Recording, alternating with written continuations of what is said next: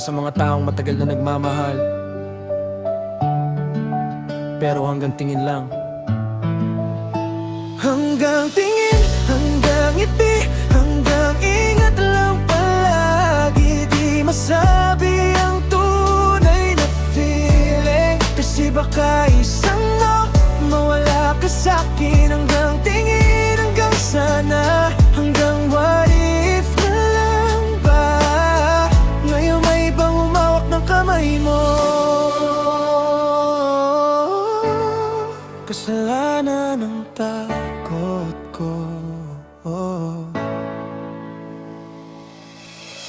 Grade school pa lang, ikaw na ang crush ko. Ikaw ang dahilan kung bakit excited akong pumasok. Kapag magkatabi tayo, tahimik lang ako, pero sa isip ko, ikaw na ang buong mundo. Laging unang naglalike sa bawat post mo, nagre-react sa story kahit simpleng wawa. Kapag may problema ka, ako yung takbuhan, pero pagdating sa puso, ako ang walang pangalan. Tinatawag mo lang akong bestie, tolo, friend, habang ako matagal nang gustong lampasan yung label na yan.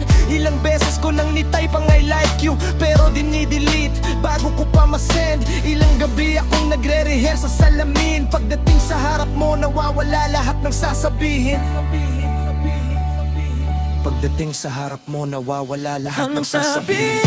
Hanggang itin, hanggang inig lang palagi. Di masabi ang tunay na feeling, kasi baka isang no, mawala ka sa'kin. Hanggang tingin, hanggang sana, hanggang what if na lang ba.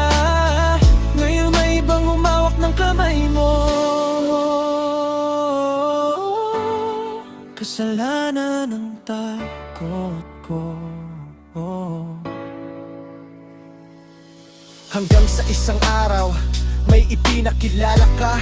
Sabi mo meet my boy. Sabi mo meet my boyfriend. Napangiti lang ako, pero wasak na pala.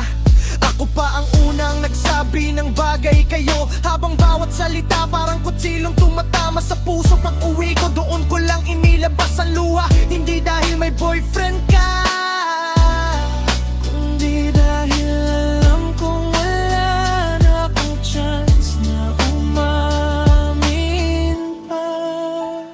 Hindi ako natalo sa kanya, natalo ako sa sarili kong takot.